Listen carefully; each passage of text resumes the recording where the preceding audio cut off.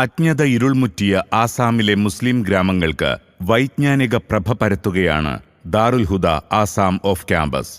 അറിവ് നിഷേധിക്കപ്പെട്ട ഭൂമിയിൽ പ്രതീക്ഷയുടെ നനവായി ഉയർന്നു നിൽക്കുന്ന ഈ വൈജ്ഞാനിക ഗോപുരം 2014 സ്ഥാപിതമായി.